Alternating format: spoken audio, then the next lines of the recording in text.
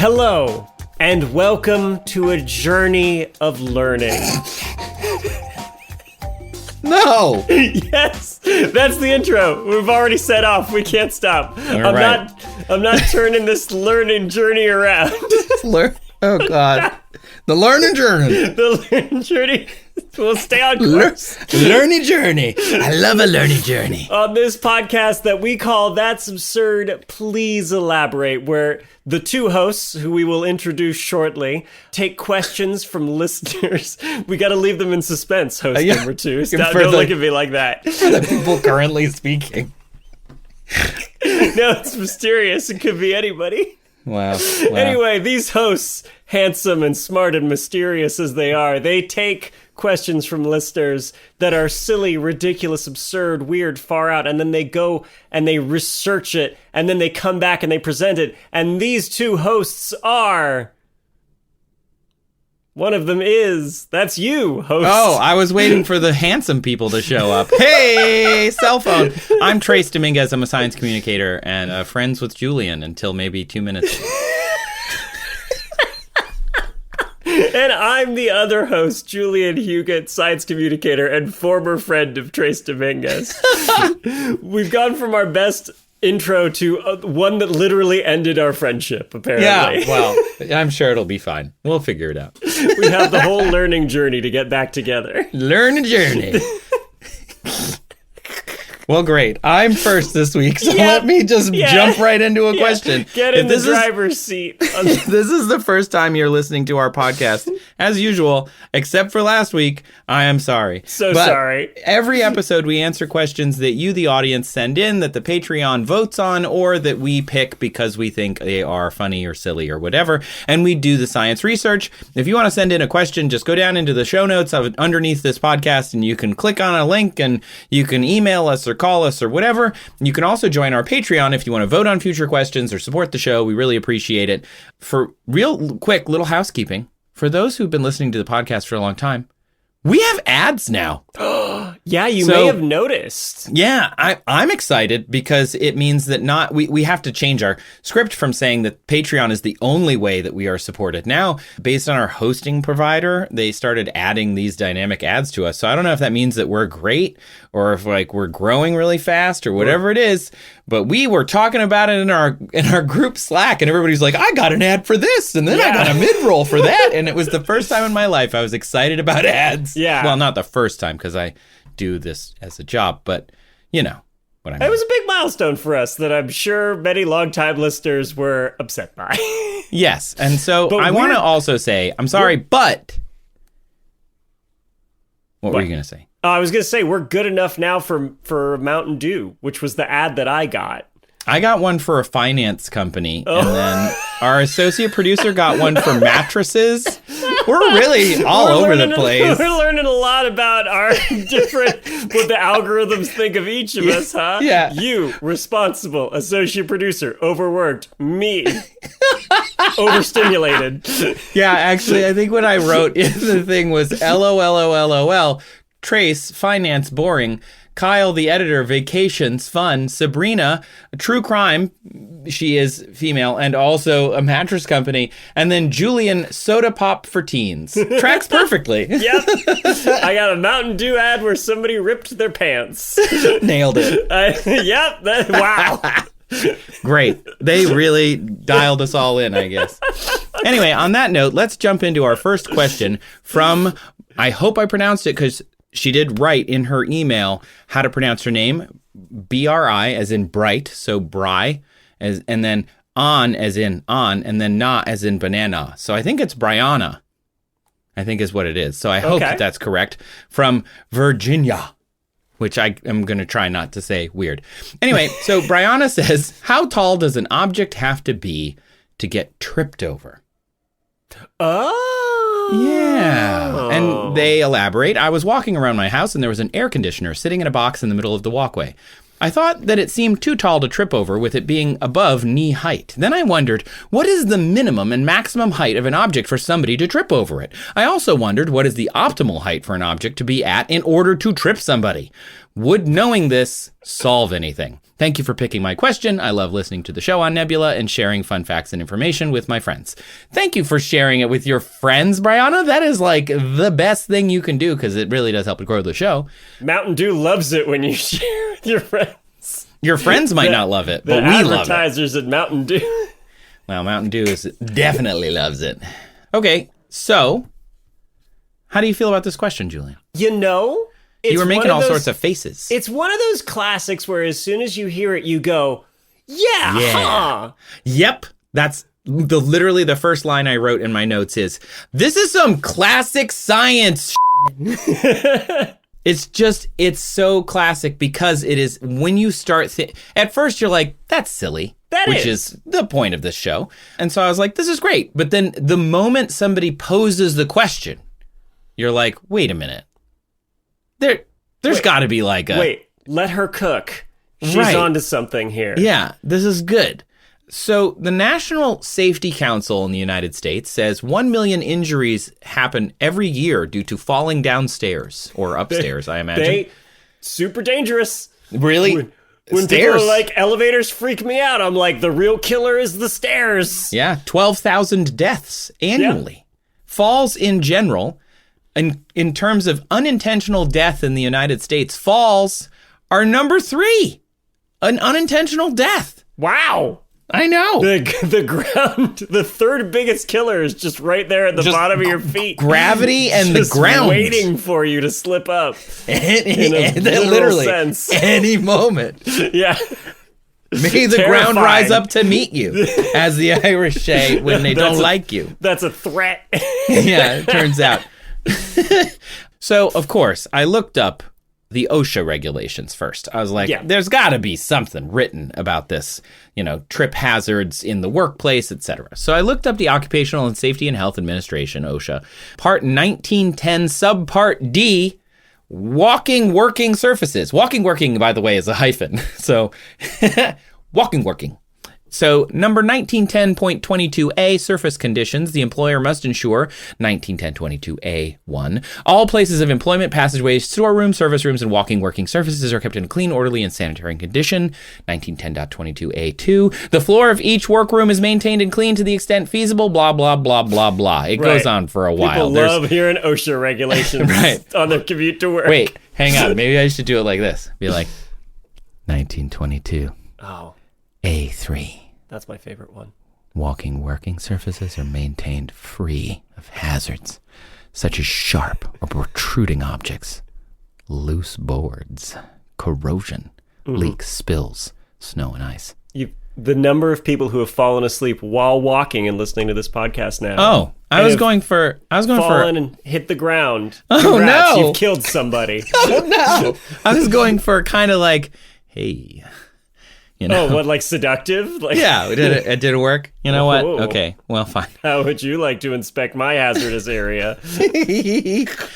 No, that's 1910.22D, Section 1. They must be inspected and maintained in a safe condition. D2, hazardous conditions corrected or repaired before an employee can use it. And then D3, got to fix it with a qualified person that performs the correction. Anyway. Right. So all this is serious. Make sure whoever is inspecting and repairing your hazardous area is qualified.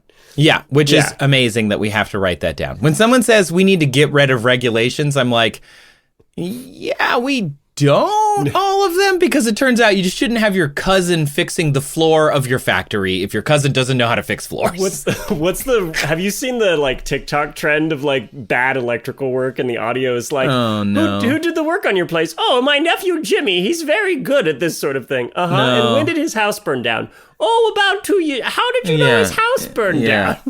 No, definitely. I wouldn't watch that. I'd be too upset. Julian, you've said this on the show before, but OSHA regulations are, quote, written in blood. Yeah. So it's a little dark, but there's a reason that, we have these. And, also writing something in blood would definitely fall under 1910.22A2. Like bloodborne pathogens. To the something. extent feasible, working floor surfaces must be maintained in a dry condition. So blood. Okay. Don't Not let dry. anybody Not walk dry. on the OSHA regulations until the blood is dried. Got it. And if they can't be dried immediately, then it needs to be blocked off, according to 1910-22 D2. Right. Cordon off the drying OSHA regulations. The drying OSHA so blood. no one slips on the blood. They thought of everything. Everything has happened. Every kind of accident you can imagine. And some that you has can't. happened. That's why. They ever heard the joke, like, there's a story behind every sign or something? You'll look at it and it'll be like, no hitching your giraffe to this post or something. Right. And you're like, what happened? That's every OSHA regulation. There's an amazing sign in the UK that is just, it's near every, like, a key, Q-U-A-Y, like near every key, like every wharf or whatever. And it's just a big cement wall that the water comes right up to the wall, and there's boats there and stuff. It's like a marina. But there's always a sign that's the wall ledge with water and then a car going over it.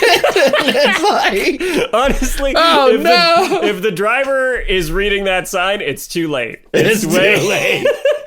That's funny. Driving down they are usually like right on the edge. They're just driving along the pier, like dunk, dunk, dunk, dunk, dunk, dunk, dunk. My God, Fanny, what was that bump? Oh my goodness! What's all this? What's all this then with this wooden quay? And then as they're like plowing into the sea, just like, oh, the sign, I missed it. Me mod hot. I thought me mod hot was down here. Why wasn't the sign earlier? If only I could read anyway. Put it at the start of the quay before that. Don't put the sign about not driving into the pier at the end of the pier. You know? Yeah, you would think. But I loved those signs. It made me laugh every time. Anyway, but there's a reason. Somebody absolutely drove into the sea and 100%, multiple astonished. times. To the and the point UK, they had to print signs. I'm going to get into it a little bit, but the UK has a lot of regulations about safety for a lot of different reasons. Their plug, for example, is like the most overbuilt plug on the planet or something. But it makes sense. It's just a lot. And the most painful to step on because it naturally sits upright. Big. So what is the most common tripping thing that you have heard about? And I don't mean like slipping on a banana peel. I mean like legitimately, because there was one thing that when it came to tripping that came out right immediately when I first read this, and that was that you will probably trip if X thing in the environment is, wrong or like too high or too low. I mean, the thing that I think of first is like when the sidewalk is just a little bit raised from like a tree root underneath it, pushing it up. It's very Los Angeles of you. That's my most common tripping hazard. Definitely worst sidewalks I have ever been on. Because everybody's like, nobody needs these. They're just drive for a looks. car. What's wrong with you? Yeah, what's wrong with you? Yeah, not like walking is like good for you. The easiest and like cheapest way to get around. Mental health and totally and fine that like some really people can't afford cars or whatever. Great for and your physical health as well. And buses aren't great or anything like that. Anyway, that's what I went to first. Yeah.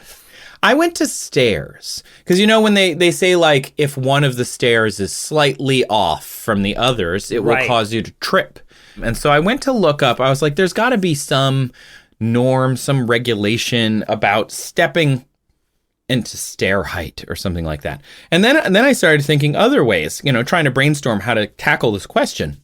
Because the more you think about stepping over something, the more you realize that you're not actually thinking about stepping over something, right? You're not stepping over it consciously. When you see that root in the sidewalk, you're not like, there's a root. I must step differently there. You just step over it. It's not like a conscious thing necessarily, especially if you're in a conversation or, listening to music or on a run. You're not like, well, I got to put my foot 6 inches more forward when I get to that spot. But there are parts of your brain that are doing that for you, which again, we'll get into in a second. But I think about the playground. I watch my kid on the playground and he like is jumping and running around. And he's not like looking at stuff. He's just running.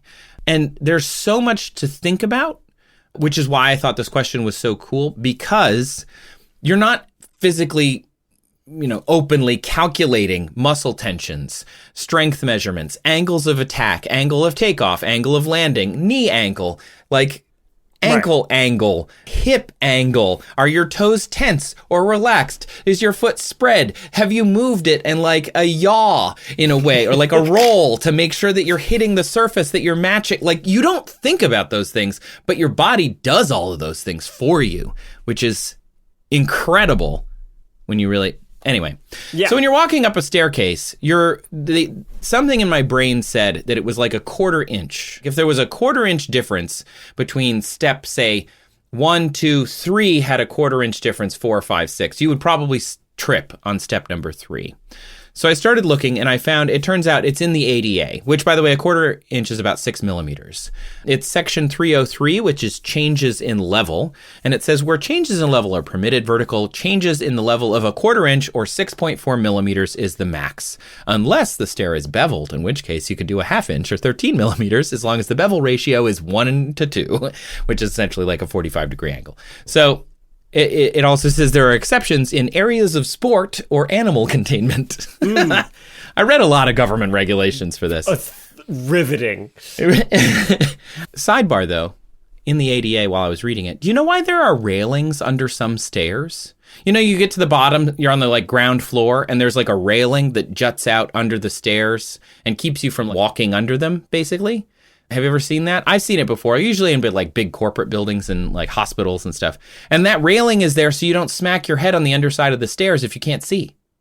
Oh, that's so if smart. you are blind, your cane will hit the supports of the railing or the top of the railing before your head hits the bottom of the stairs. And I was like, that is so smart. And again, this is not a commercial for why regulations are needed, but I thought that was pretty cool. Regs make people heated, but you know, some people are thinking about people other than themselves, which is hard to imagine in 2026. Regs make people heated, but there's a reason they're needed. Ooh. Which is the blood, all the blood, so much, or maybe just a bruise on the head from, you know, a visually impaired person who didn't see the top of the stair, you know, good old goose egg. Yeah. So that's just the United States standards. The British standards actually have it by a percentage, which is a permit of variability of not more than 1% of step dimension, apparently. And then back in the US, the National Fire Protection Association has their own standards, which say the difference between the smallest step and the largest step should not exceed 9.5 millimeters. By the way, 1% for like a 200 millimeter step, which is like an average step, that's a 2 millimeter precision. Pretty small. Is really small relative to the US standard of 6.4 millimeters, which is pretty amazing. And you're definitely not going to trip over that. So that's what I meant when I said, like, the UK has some ridiculously strong safety standards. Yeah. Tight tolerances for step. Toit. Yeah, toit. For step uniformity. Have you seen that Facebook group, Death Stairs?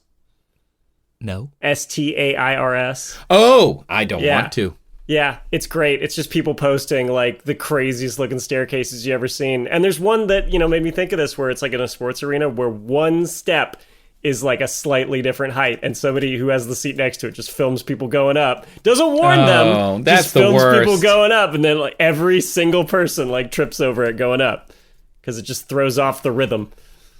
That's the worst. I told you about that guy on my campus who would laugh when people would slip on the ice and he just stood there and didn't warn anybody. Yeah. Jerk. Terrible. Now he would be filming it for content, which would be even worse. Yeah. Even worse. Just pumping out content. The worst. So anyway, I started leaving behind government regulations and looking into scientific papers because I'm like, this 1/4 inch, this 2 millimeters, these things have to be based on something, right? I mean, it's possible that it's just based on like experience, and you know, we've been building stairs for hundreds and hundreds of years, and somebody has said like, no, you just can't mess with it, and they had to pick a number, and they're like, well, a 1/4 inch or like 6 millimeter, whatever, you know, we picked a number and we're just going to stick to it, and it seems to be fine. But I was like, this is, to kind of go back to what we said at the top, the classic science experiment. It's the classic basic research. We're just observing how people walk. We're putting stuff in their way and we're seeing what happens. And every time I read a paper... We have to lie to them, though, right? We have to tell them it's for something else, why we're putting these... We have to distract them, right? We're putting, like, incrementally taller things in their path, but then we're like, oh, we're seeing if people can whistle and walk at the same time or something. Yeah, chew gum or something. like that, Focus on chewing gum. I love that in psychic experience. But anyway, go on. Yeah, so every paper is slightly different because, when you think about, like, foot angle, ankle, knee, how tall something is, it also matters. A lot of other variables matter. The age of the person walking is going to trip up differently depending on if they're older or younger. The height of the person walking, the thing that you're tripping over is going to change how high it should be relative to your height potentially. The speed you're walking, the illumination of the room and or space you're walking through. And it also probably changes based on the expectation. So if I'm thinking about stairs specifically, you expect the stairs to be the same height and then they're not. Or distraction, perhaps if your phone out, you're talking to somebody, you're chewing gum and you are somehow unable to do the walking and chewing gum at the same time. Maybe you're impaired, you're drunk or high or something, and now the height of the thing you're tripping over could be completely different in all of these scenarios. So something like a large air conditioning box, with Bryanna brought up, that could probably be affected by several of these. So let's say age, right? An older person might have more trouble getting over a large air conditioning box than a younger person because of joint stiffness or just, vision impairment. If illumination is lower, you're not going to be able to see the other side of the box. Maybe you don't see the box at all if it's totally dark. If you're drunk and you try to get over the box, I mean, that is content for sure. You're going to film that because that person's going to fall on their butt and it's going to be great. So I found this one paper in the Journal of Human Movement, which took a 5 by 5 centimeter block and kept adding 5 centimeter increments to it to see how people stepped over it differently. And they also changed the height and the depth. And for what they found was that regardless of age, people give a couple of centimeters clearance when they step over an object. But it becomes a bigger factor when you think about age. Younger people varied their clearances more based on the height of the object than older people did. So the younger people would step a little higher and then land further out, right? Because you're stepping up and down again and you're kind of moving your weight over. Okay. Older people tended to land closer to the same spot each time, no matter how high the object was. Potentially, both younger and older adults, to put it another way, immediately scale the dimensions of the obstacle and are adjusting their leading foot movement, but the landing movement of older adults was following, quote, an inflexible strategy that could be riskier, which, since most of these are about falling, these studies, that makes sense. Is the inflexible, is that saying that their strategy doesn't change, or that they're older and therefore not more flexible anymore, and so they Great can't... question. They are implying, or at least I inferred from how they wrote it, they were meaning their strategy specifically was inflexible. Right. That essentially they weren't being as adaptable to the changing environment. They were like, I've done this so many times that I'm just now on this heuristic, and that could cause a problem with tripping. All of the different papers that I read had some way to define what a trip was. And so I think we should do that for our kind of exploration here. And for them, it was basically something to do with MTC, or minimum toe clearance. This is a common acronym I heard or read throughout the papers. So a trip would be when the toe, or the leading edge of the foot, catches on something that is taller than expected. So you don't give it enough clearance and you catch it, even though you're shifting your weight forward already, expecting to have your foot be where you're going to land. It isn't there because it got caught up on the travel. And so that is minimum toe clearance, the shortest distance between the lowest end of the front part of the shoe/foot and the floor or barrier, according to one paper. And so this is when I realized I was getting a little too in the weeds, which is totally unlike me. I'm surprised that didn't hit you when you were in the specific OSHA regulations. That was where I started, so I don't think I saw that. I think it was already too and then in you there. found a thicket of weeds within the weeds. Yeah, definitely.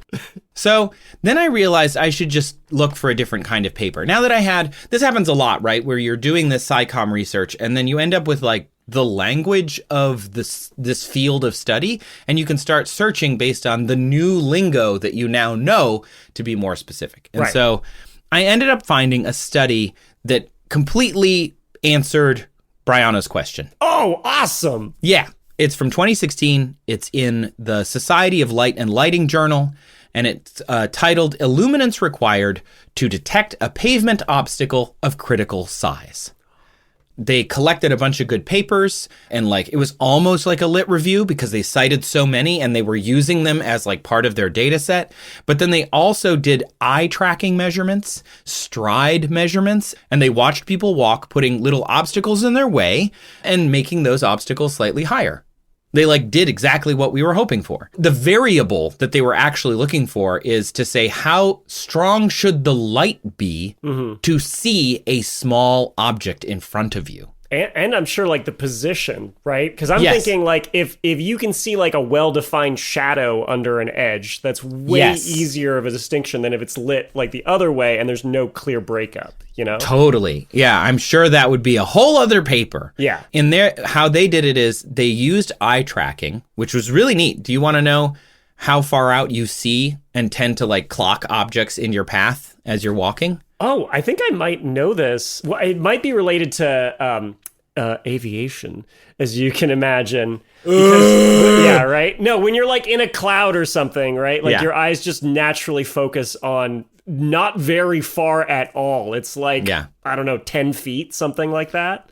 Wow. Yes, it's 3.4 meters. That was the median critical distance, 11 feet 2 inches, that the eye tracking that they did determined when you would clock an object. And just because, that's the size of a Volkswagen Beetle. Or 1.5 Andre the Giant's lying down. Or 1.5 Shaquille O'Neal's lying down. Or 2 Queen beds. Or 2 Napoleons, which is harsh, but fair. 3 Kenny Bakers, who did the R2-D2. Or 9 bowling pins. Or 65 golf tees. Or 250 aspirins. Oh, thank you. I didn't have a clear mental image until you told me how many aspirins it would take. So thank you. It's funny because that's actually farther than I thought. I thought it'd be a meter or two. I didn't think it would be 3 meters. Yeah. More than 10 feet.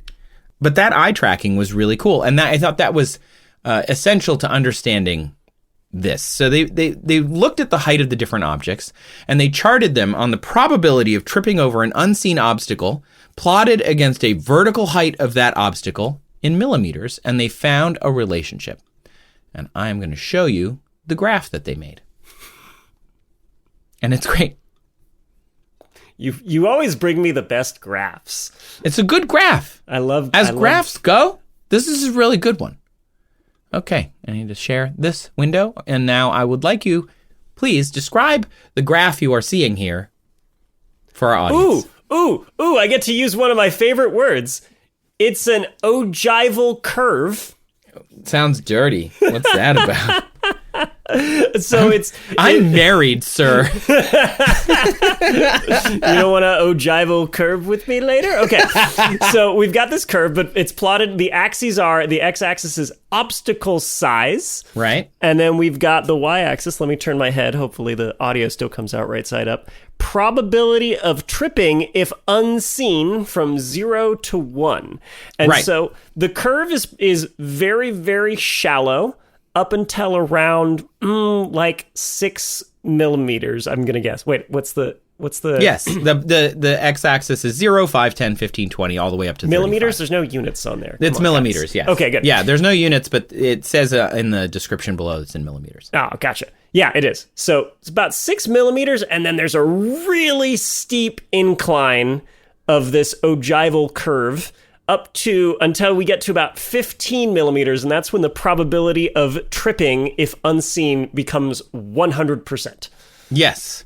And so I thought this graph is Bryanna's question. That's it. Answered. You did This it. is it. You right found here. the specific thing. It is exactly this. And so what is the minimum object size to be tripped over? According to this graph, the minimum size that you're going to trip over something, or not trip over it, I guess, is about 8 millimeters. Or in the parlance of this paper, there's no need to worry if the light reveals an 8mm obstacle, because you probably won't trip over it, even if you don't see it. Which, by the way, is about a 5/16 of an inch. How many aspirins is it?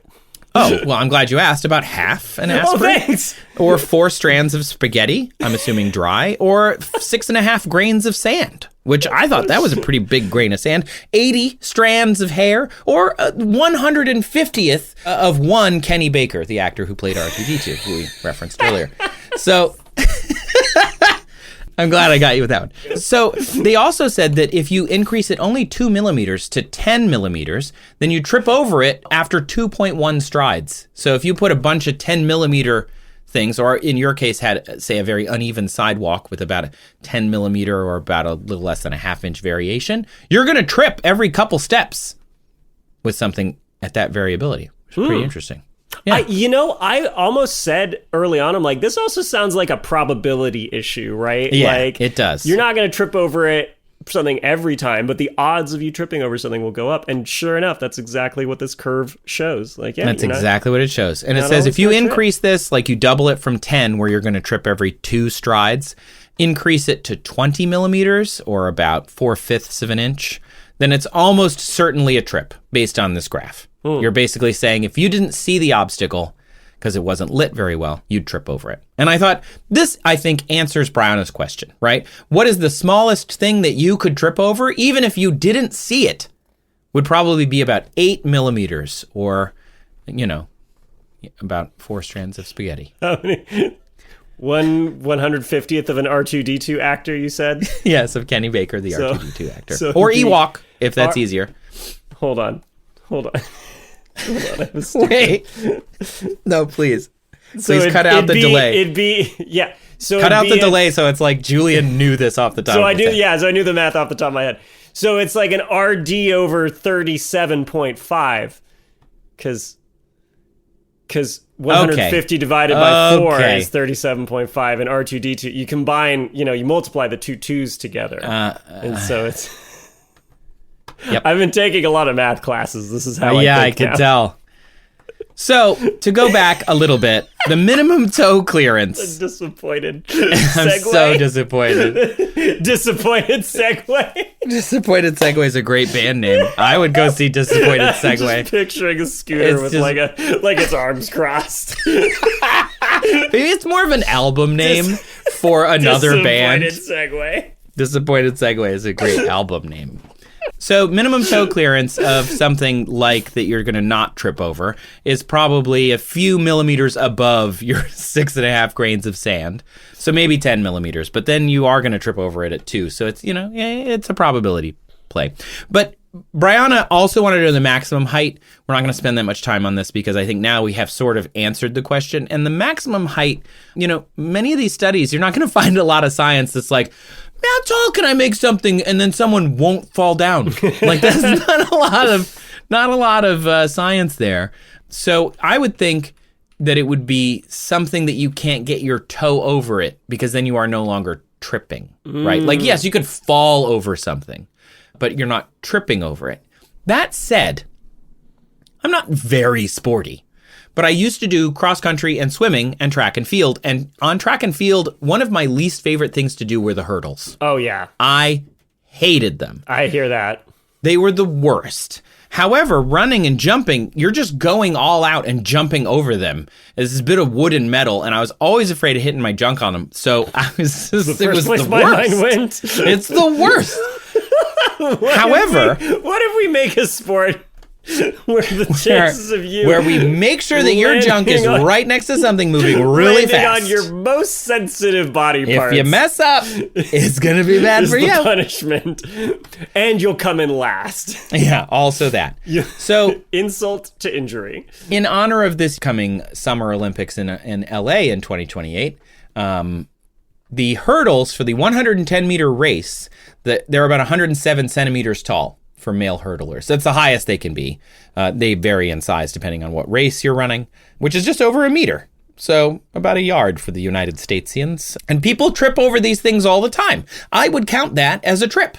Your toe, usually your back foot or your front foot, is catching on the hurdle. In 2014, Chinese hurdler Liu Jiang fell and was out after hitting the first hurdle in the race.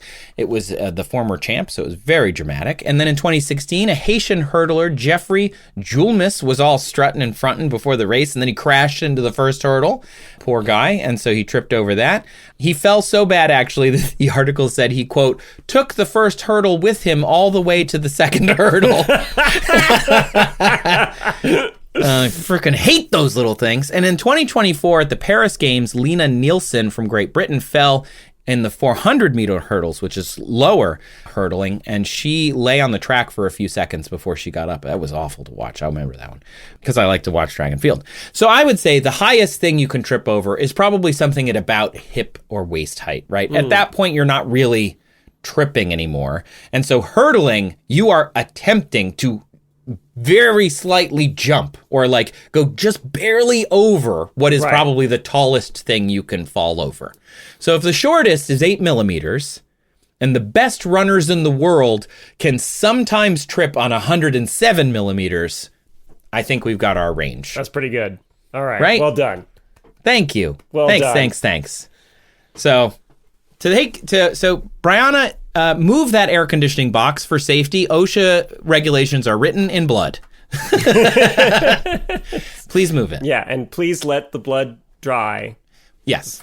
If there's already blood on the ground, 1910-22D says that you should block it off and then not have your cousin repair the floor, but somebody who's certified for repair to do it. Wonderful. Well, we're going to take a quick pit stop on this learning journey. Learning journey. When we come back, my question.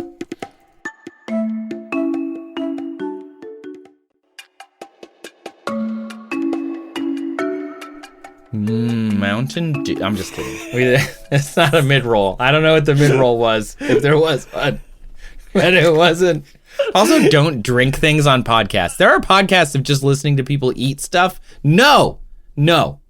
Anyway, on that note, Julian, what question are you going to answer? I want to know the weirdest ad our listeners got. Please tell us. What does this say about me? It's going to be somebody in Central Europe who has like an ad for something totally unhinged, I feel like. Can't wait to hear about excited. It. Okay. So, my question this week comes from Matt, who asks, how would we go about assessing the medical properties of unicorn horn? Oh, what? Ooh. Okay. Ooh, is another I have one of those. ideas. That's a good one, right? Yes. Right. So Matt elaborates. People used to sell unicorn horns claiming they had medical properties. Of course, this was a scam, as unicorns aren't real. Spoilers to anybody listening. It was a scam? Yeah, sorry if I just ruined that for you.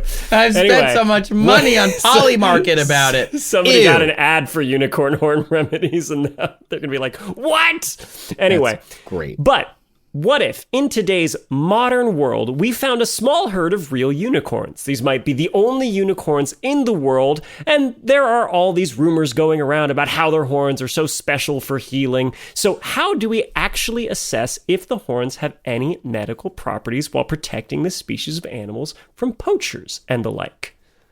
I love this question.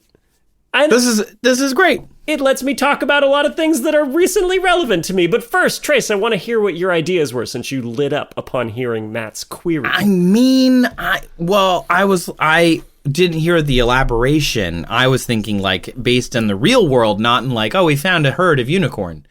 I was like, oh, well, wouldn't we find some like, what are the medical properties of things in a related animal? And then maybe like a narwhal horn. But the narwhal horn is just a modified tooth. So it's really like... It is. It's a tusk, really. Right, yeah. So, I don't know. But then we end up with like, poaching and like, that's no fun. Anyway, I'm very interested to see where you go. I usually light up because I'm like, oh, there's so much we could talk about. So many places to explore on this learning journey. Learning journey. So stupid. I hate it. Okay, so... First of all, like Matt mentions, right? He says that people were once sold unicorn horns for medicinal reasons, right? Mm-hmm. And I actually didn't know about this.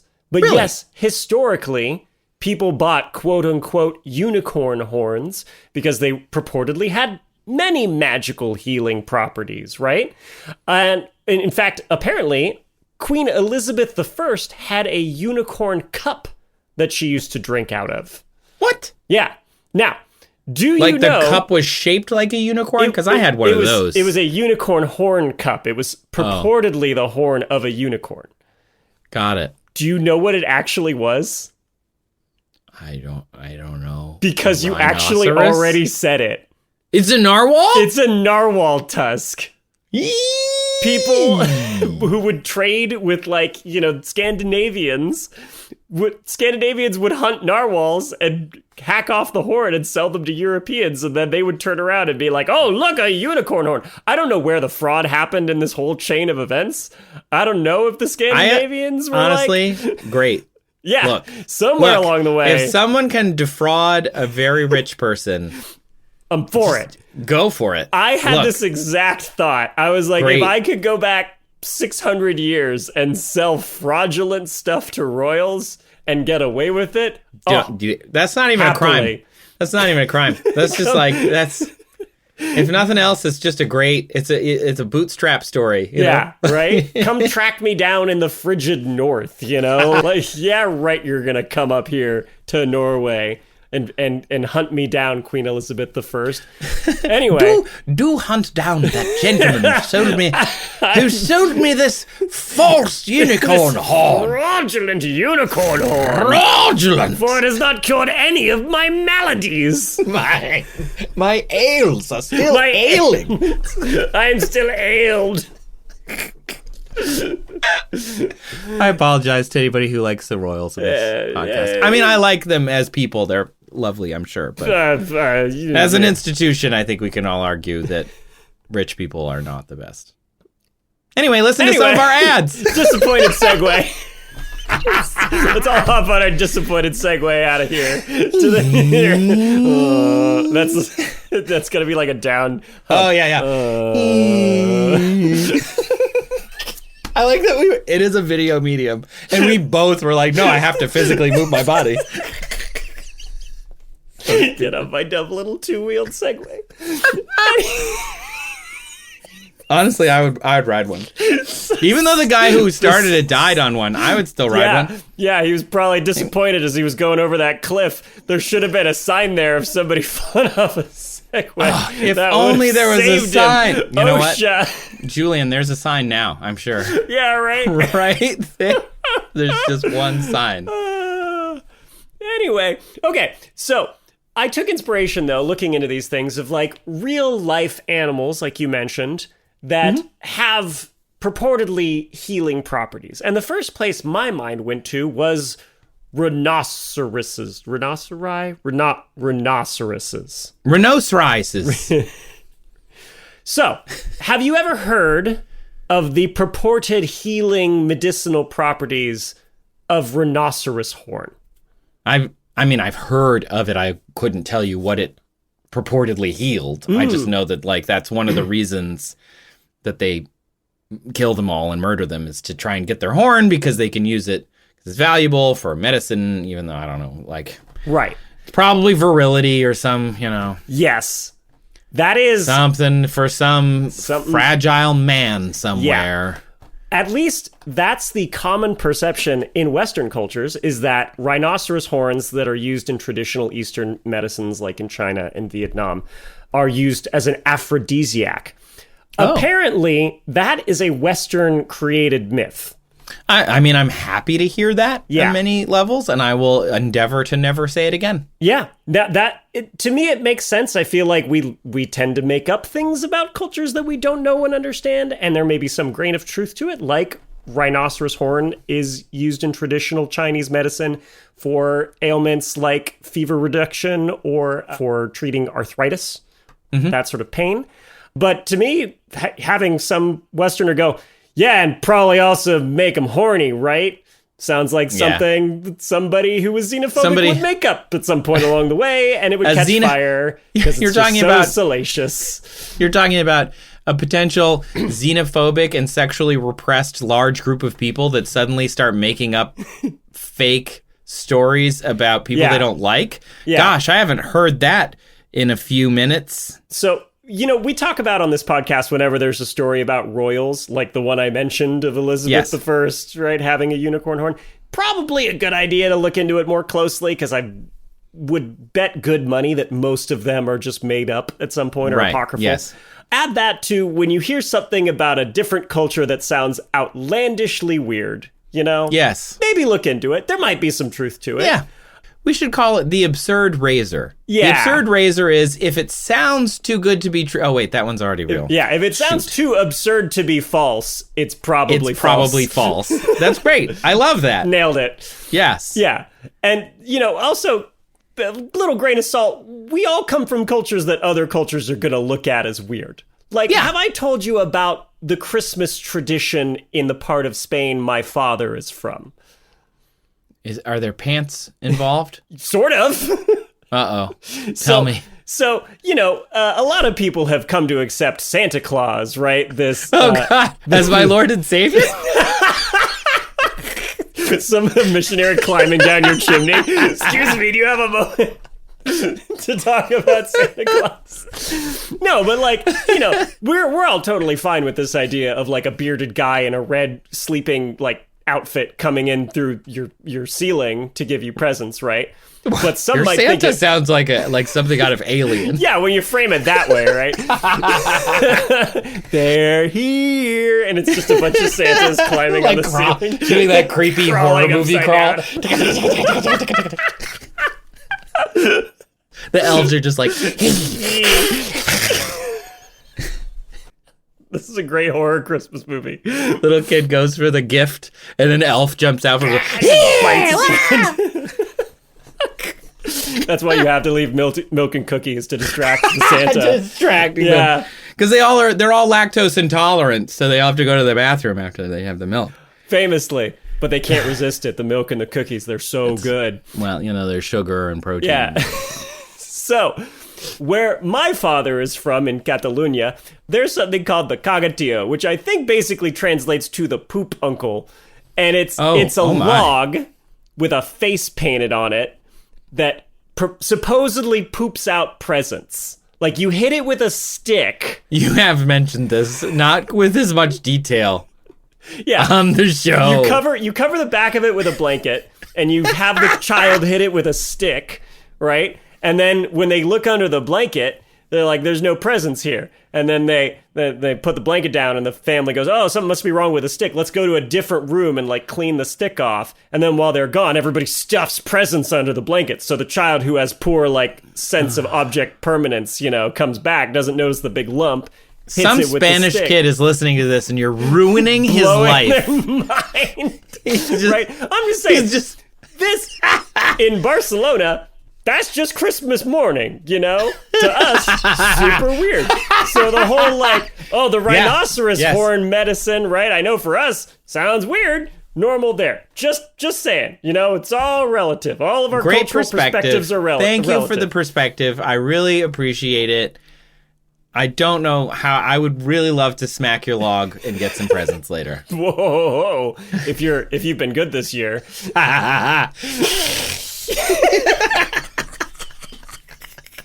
Okay.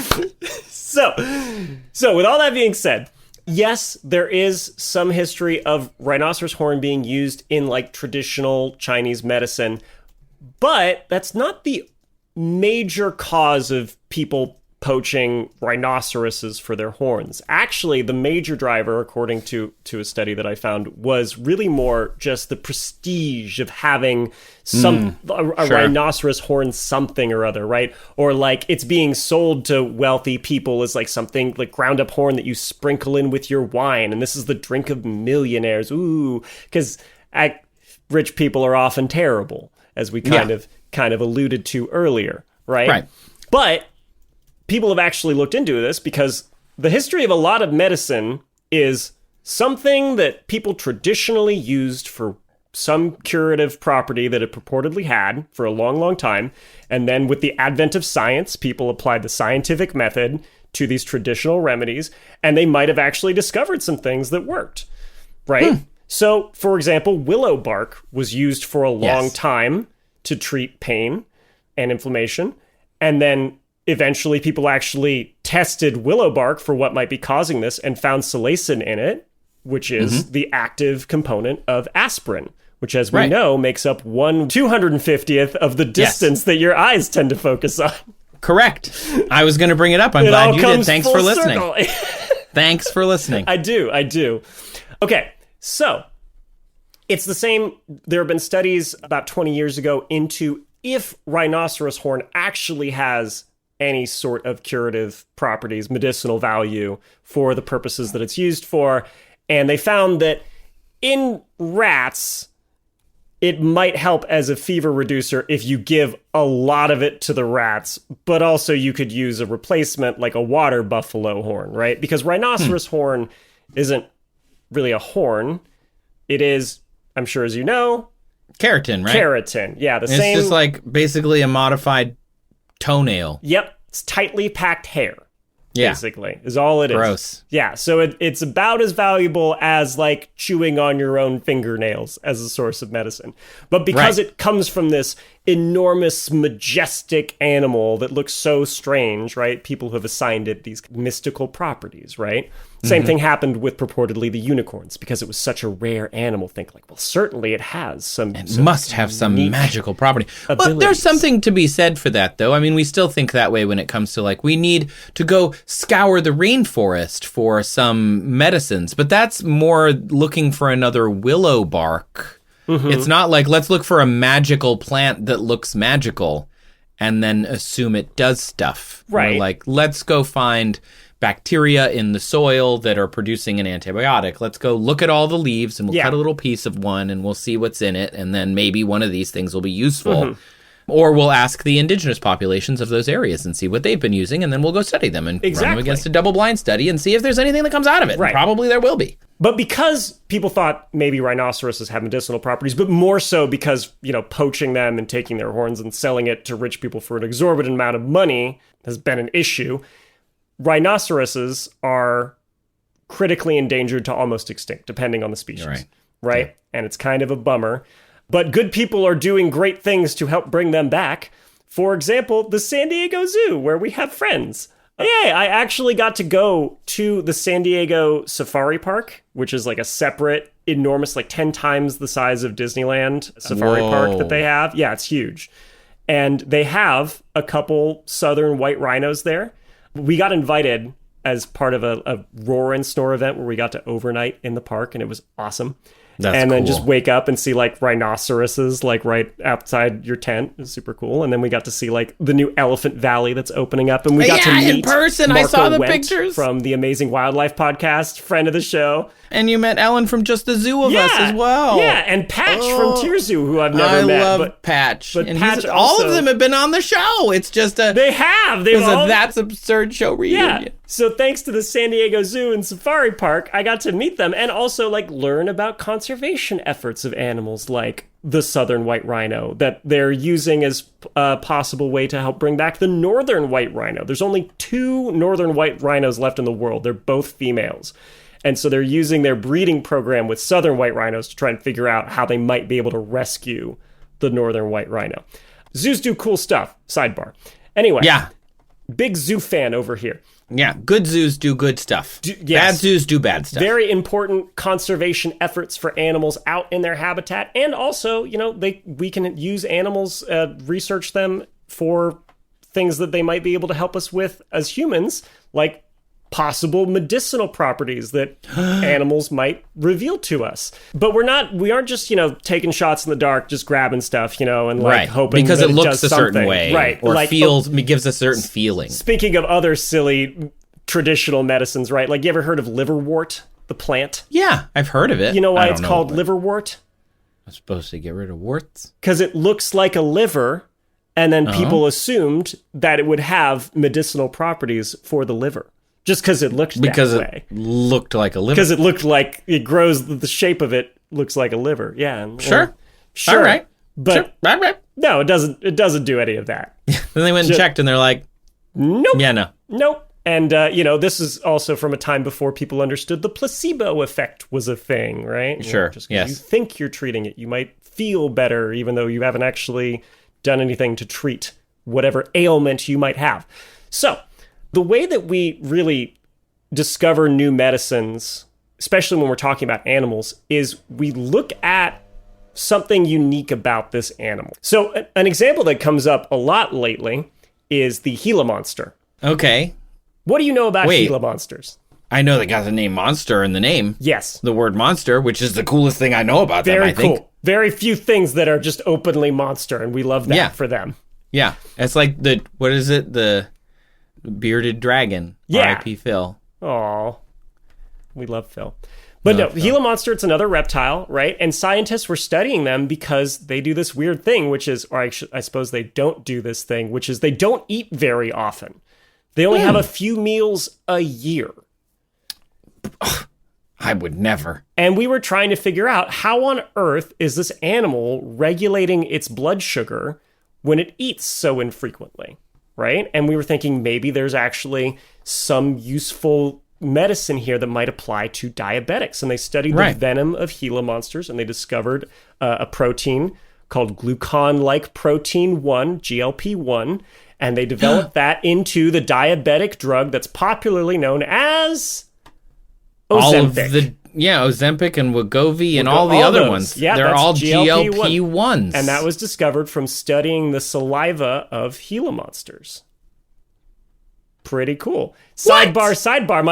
My wife works with Gila monsters at her wildlife facility, and she tells people that fact all the time. That and is so cool. people forget that Ozempic, before it became like the weight loss drug du jour, was also really useful for diabetics. And they're Yeah, like, that's what it was for. Ozempic. Yeah. And it's like, it has like medicinal uses for people who are diabetic too. It's like not just for Hollywood people trying to slim down before a premiere, you know? Anyway. Yeah, bit of both. Bit of both. Just a little side effect of it, right? Yeah, zoos do all sorts of amazing things like that. They also, in terms of studying venoms and things, huge source of anti-venom, because zoos keep tons of exotic reptiles and snakes. So anti-venom, do you know how it's made? I mean, I know that they milk the snake. Yep. And they get their venom. Yep. And then they look at all the proteins inside of the venom. And that's as far as I know. Well, what they do is they take the venom, and then they go and find a horse. And they Right. They inject a little bit of venom into the horse. Not enough to like hurt the horse, but enough so the horse's immune system reacts Makes to it. the antibodies. And produces antibodies. And then you take the blood from the horse and you separate the plasma out, and you basically extract those antibodies, and then you keep that in storage. So when some dipstick who buys a snake off the black market gets bit by it, and it's like, oh no, we need like an African pit viper's venom. Where are we gonna go? That a zoo's like, yeah, we got you. We'll save your dumb butt. It's in the freezer. Just bring him over to the hospital here where we keep it. You silly goose. Anyway, so yeah, studying animal venom, as it turns out, has been massively productive for medicine. And I've got my hand up. yes, question. You in the front, Trace. Do unicorns have venom? Well, I was going to get to that. Put a pin in that. Okay. Put a pin in that. Okay. So, along with venom from the Gila monster that we've used for diabetic treatments, there are snake venoms, because they're really good at like helping blood flow, like anticoagulants and vasodilators and stuff like that. They're great for reducing blood pressure. There's a venom from a cone snail that we use. It paralyzes fish, but it eases pain in humans. A lot of these things. And we're getting better and better at studying them, because we don't have to necessarily milk them and take a lot of venom from them anymore. Now with modern technology, we can like sequence the DNA of these animals. We can figure out the peptides they'll make, which are like the building blocks of proteins, and then figure out what these peptides will do, how they'll interact with things. And we can like kind of search for like, hey, I need a peptide that is going to interact with this thing in a human body. Go to a database, look for it, and you can figure out what creature makes this peptide and actually start like synthesizing it and experimenting with it. Right. The evolutionary process has already determined that this group of peptides will work together and do something. And this group of peptides won't work together or doesn't do anything or whatever. You know, it might do something. But my point being that like peptides are complicated. And so evolution has done the kind of legwork to at least give us a library of working ones. Exactly. If we can go and get them. Exactly. And the great thing about this technology too is because we can look at animals that maybe are smaller and don't produce very much venom, right? We can still, understand what they're going to do. And a lot of these animals are more ancient, which means that they've had more time to kind of develop more and more targeted peptides. So an issue with like small molecule drugs is they might have side effects because they're not as targeted. But a peptide that interacts with like a specific protein or, something on the outside of a cell just does that thing, right? It's like a specific key for a specific lock, right? And so we can make medicines with fewer side effects that way if we're studying these peptides. So that brings us to unicorns. Okay. Trace, when I said Elizabeth I drank out of a unicorn horn cup, right? Why do you think that was? She was trying to be cool, and I mean, probably. She thought that's if part of it, I I'm can't sure. be really cool in real life, I can buy something that would make me cool. Like I don't know, like a website, that like a bird style website, and then I could be cool if I own it. And yeah, it doesn't actually will work that way, me. and no one thinks that person is cooler for owning it, but that doesn't stop them from trying to buy it. Right. If I spend more money on killing a more rare, beautiful animal, I will be cooler. That other people can't afford to kill. Right. But I can afford to kill it. Then people will respect and love me. That's wow. You have just summed logic. up how so many people get mad when somebody's like, look at this endangered leopard that I killed. Yeah, and exactly. And they're like, excited, and everyone else is like, no, sociopath. No. And they're like, well, this funds conservation. I'm like, you know what would fund conservation? If that billionaire just gave them the money and didn't kill the thing. They could just do that. They could. Yeah.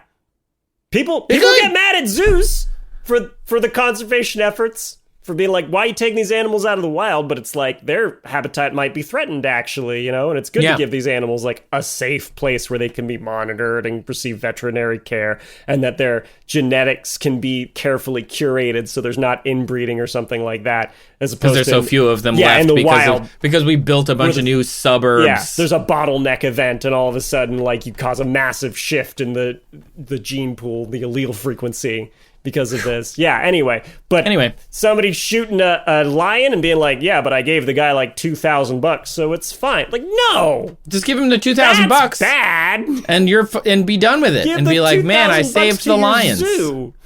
Yeah. Jeez. Anyway, Then so why go did look at the Elizabeth sign. I drink out of a unicorn horn? Anyway, get the lion exhibit named after you at the zoo. Yeah, for $2,000, I would do that. Honestly, that I'm sure it'd be a lot more expensive. What but a deal. anyway, what a deal. One thing I loved at the zoo, sidebar, but there's so many donations and everything. Like, oh, this like bench was donated by this family who loved coming to the zoo. And I love that forever. I hope that I have something like that someday at a place where people can go and see animals. Anyway, that'll be our legacy. Okay, I'm getting off topic. Why did Elizabeth drink out of the unicorn horn mug? Because, like many royals, she was worried about getting poisoned. Oh. And unicorns were like anti-poison. Exactly. There was a belief that unicorn horn was curative for many maladies, like if you were poisoned, it would unpoison you. But also, Elizabeth I apparently believed that if poison touched this unicorn cup, it would explode. Oh! It would just, as soon as it just bam! I mean, amazing. Right. Great. And I had this image of people who wanted to poison the queen, who were like, but she's got the unicorn cup. Like, we can't just put the poison in it. Like, well, how are we going to do it? And what if one of them was like, let's just try it. Let's just try it and see what happens, right? Maybe we'll just put a little bit of poison to see if it explodes. And then it doesn't. And then they realize, like, oh my gosh, we're the only people that know that the unicorn horn doesn't prevent the poison. And then I want to see a murder plot, but from like the 1600s is what I'm saying. Of like people, you mean like debating like a CSI, but with like old timey beliefs and how everything worked. The poisoner couldn't have put it in the unicorn cup, not in the unicorn mug, because the mug would have exploded. The unicorn, as everyone knows, is never going to allow for the queen to be poisoned. And the poisoner's like, "Wait, I just put it in the mug. I can't believe I'm getting away with this." The poisoner's like, "You're right." The mug with the poison would kill the queen's poison. So, that was a subtle reference, but if you got it, you're happy. Of course. I always time for an Emperor's New Groove reference. Oh, you called it out. Now it's not subtle. Now it's not subtle anymore. Kyle, bleep that. Nobody will know. But bleep the first word and the last word. So just bleep new blank. That's great. Anyway, and then they'll figure it out. We're really off the rails on this one. Like a segue going over a cliff. We were so targeted in the last episode of this one. We're both kind of like, yeah, but median. Excellent. The median's about right for us. Okay. So, if, as Matt suggested, we've discovered these unicorns, well, maybe the horn is some sort of venom delivery apparatus, right? Sure. I mean, it seems unlikely because a unicorn being horse-like, it's probably a mammal. But venomous mammals are not unheard of. Yeah, the platypus is a venomous mammal. Yes. Which, by the way, at the San Diego Safari Park, I got to see the only one that's in a zoo outside of Australia. Well, the only two. It was awesome. Anyway, and we got to see it at night during the roar and snore because we had like a night guided walking tour, and they're nocturnal. So we just saw this little, water bottle sized ancient mammals zooming around, and it was awesome. Also, what's part of their venom in the spurs that the male platypuses have on their little hind feet? You know what's part of it? GLP-1. Oh, they were studying platypus venom as well for a possible source of GLP-1 for diabetic treatment. Little gulp one. Yep. Super useful, and apparently not that uncommon. Anyway, so let's say that this horn has some sort of venomous property that does something. It acts on human beings in some way, right? We would probably, in order to preserve the species, since we found just like a little pocket of them and they're endangered, right? We'd probably just take like a sample of this unicorn's DNA and sequence it and figure out exactly what the peptides are that are encoded in this venom, and then see how they apply to whatever it is we're looking at to achieve that outcome that we're looking for. And that's probably it. And then it goes through the normal testing phases, right? First, we look at it in a lab, we do experiments with it. Then we start testing it on, model organisms like rats. Then it moves on to human trials. Nematodes. Then the data gets presented to the Food and Drug Administration. Eventually they approve it. And then after it goes on to market, then we monitor it to make sure that it's still, not causing any sort of unwanted effects in people taking it after it's released, that sort of thing. And that would probably just be the whole process of if we discovered unicorns and their horns did something and we wanted to know what, assuming they're not magical, right? Right. Assuming they're not magical, and I think we have to make two assumptions there. One, if they are magical, that magic is not rooted in the standard model of physics in some way. It doesn't exist outside of the things that we can explain. Which it's not a metaphysical property. Yeah. If it is just a regular physics property and we can find it, then we should be able to figure it out. Mm-hmm. This is an important caveat, but yeah. I like to think it is, but it makes Harry Potter and stuff, like other magic things, a lot more interesting to be like, no. This is all based in reality. They just have to, it doesn't come from another dimension or something. It's just like, no, it's just based in energy or something. Yeah, there's just an explanation we haven't figured out yet, but apparently we've learned how to manipulate it at least. Right. Yeah. We can work with it. The same way, like, we might not have had a real understanding of metallurgy, but we could make metal tools. Yeah. Yeah. Yeah. We do Trial something and with error. it. Which if we actually uncover, like, the underpinnings of magic, oh boy. Right? Then we're in a Final Fantasy VI kind of situation. I don't know if I'm ready for that. Anyway, so Matt, I hope that answers your question. Yeah, if we would find unicorns, we could study them just the same way that we study other animals today, and specifically the venoms of a lot of them, to figure out what it is that this venom is doing, how we can best use it, and still, ethically produce this in a way that doesn't harm the animal. You don't need to poach it and cut the horn off or anything like that. We could probably just artificially synthesize it at this point, like we do with GLP-1 in drugs like Ozempic and Wegovy. And like aspirin, which we don't need to grow groves of willow trees and then slice them up and turn them into the aspirin. We can just synthesize it using either chemistry or some other process. Yeah. There's only a few things that we really have to get from animals, and it's usually something that we just don't know how to synthesize yet. Yeah. Which is where quantum computers are going to be really helpful, because quantum computing can like do things in essentially a molecular level, where they can essentially like simulate a molecule and see how it acts as if it were real, because it's just how the computer works, which I remember reading about and thinking, that's really neat. Although now that I said it out loud, it sounds like it would fit the absurd razor, so I might have to go Google it. I heard the same thing, but it was also from a guy who ran a quantum computing company. So, grain of salt. Same. Yeah, I heard it from like an IBM guy, and I'm like, okay. Yeah, a guy who's cool. like got a vested interest in quantum computers being adopted and useful. And like, I get that. You can be right, but also you might have a reason to maybe oversell its potential. No. Yeah. Capitalist overselling? No way. Anyway, can't wait to jump in my robo-taxi owned by that guy who drinks out the unicorn horn. Ew. He would if he could. He would. He would. He wouldn't like do the legwork though. He'd just buy it. Anyway, you've reached the end of yet another episode of That's Absurd. Please elaborate. Congrats. You're welcome. We're proud of you. You rode the Segway of disappointment all the way to the end. This show was created and written and produced by Segway rider Julian Huguet.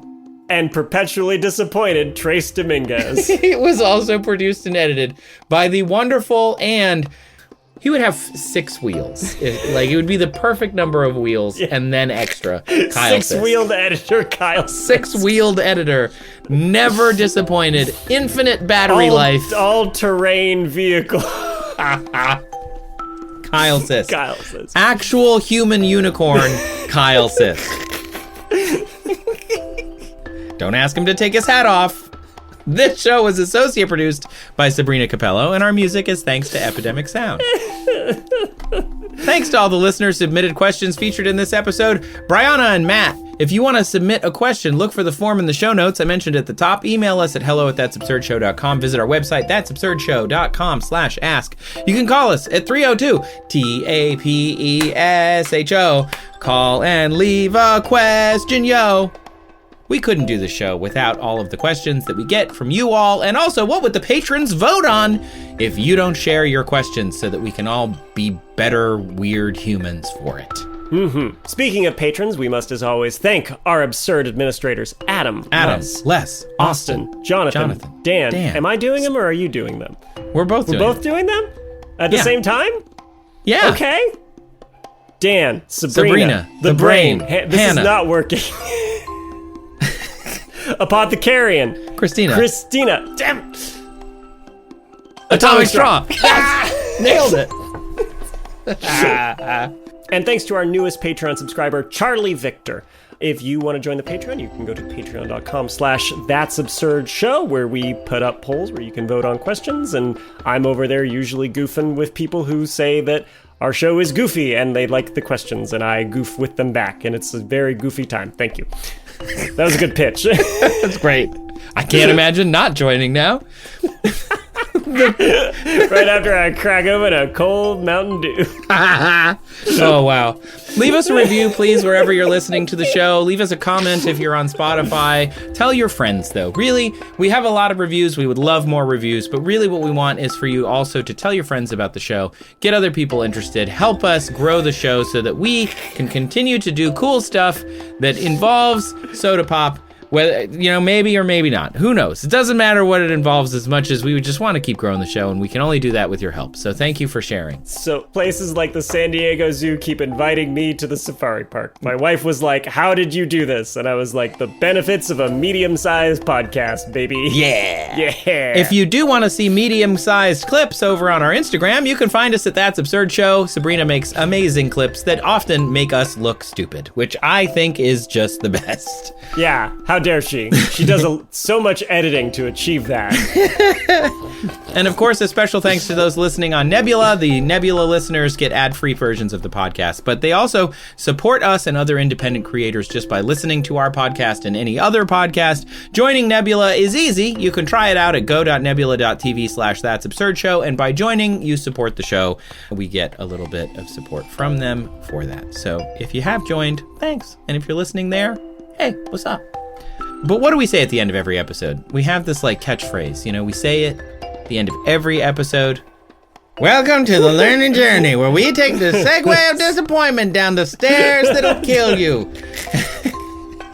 While drinking This is like Mountain a jaded, Dew. Magic School Bus spinoff called The Segway of Disappointment on a learning journey.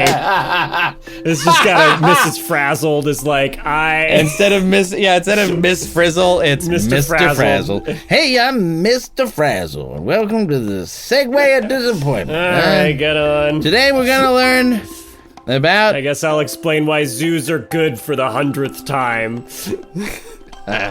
Now that we're done with our tour on the Segway of disappointment, come over here. I've covered a log with a sheet. Smack it really hard. This is normal in my country. We're gonna get you some If you presents. think the present pooping log is weird, that's on you.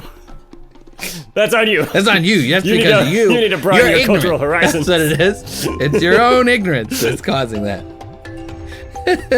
Anyway, we say that at the end of every episode, so Every thanks time. for listening to it.